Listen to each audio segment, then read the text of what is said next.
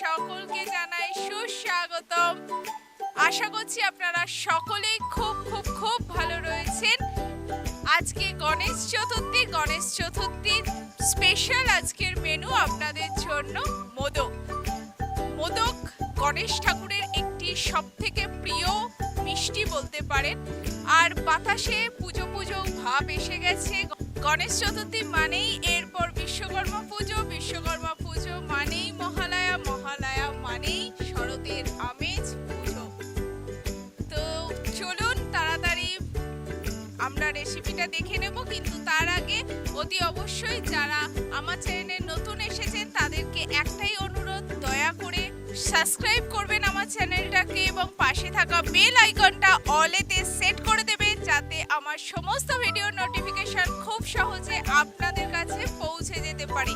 আর যারা আমার চ্যানেলে আগে থেকেই আছেন তাদেরকে জানাই অসংখ্য অসংখ্য অসংখ্য ধন্যবাদ। তো চলুন ভিডিওতে যাওয়া যাক। চলো, প্রথমেই আমি 1 কাপ চালের গুঁড়ি নিয়ে নেব। এতে দেব পরিমাণ মতো নুন আর ঈষৎ উষ্ণ গরম জল দিয়ে এটা মেখে নেব। আমার প্রায় 1.5 কাপ মতো জল লেগেছে। ডো মাখা একেবারে রেডি। কেলে পুর বাড়ানোর জন্য আমি প্রথমেই কড়াইতে 1 চামচ ঘি গরম করে নেব। এবার এর মধ্যে আগে থেকে নারকেল কুড়োটা দিয়ে দেব। দিয়ে ভালো করে 2-3 মিনিটের জন্য ভেজে নেব। আমি এখানে মোদক খুব ছোট ছোট বানাচ্ছি, কারণ আমার খুব ছোট সাইজের মোদক পছন্দ। আপনারা চাইলে বড় সাইজের বানাতেই পারেন।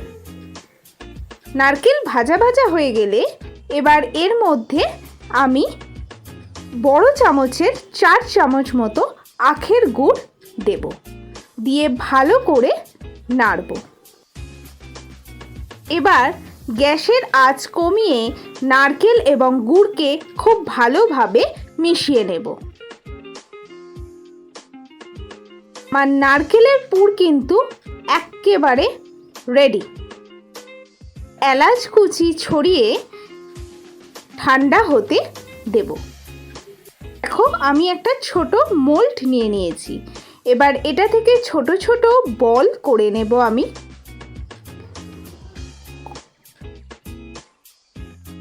এই মোল্ডের ভেতর ভরে মাঝখানে ছোট একটি গর্ত করে সেখানে আমরা নারকেলের পুরটা ভরে নেব। আমি যেহেতু ছোট মোল্ডে করেছি সেই কারণে এভাবে করেছি। আপনারা বড় মোল্ডে করলে কোনো অসুবিধাই হবে না। দেখুন, আমার মোদকগুলো একেবারে কিন্তু রেডি।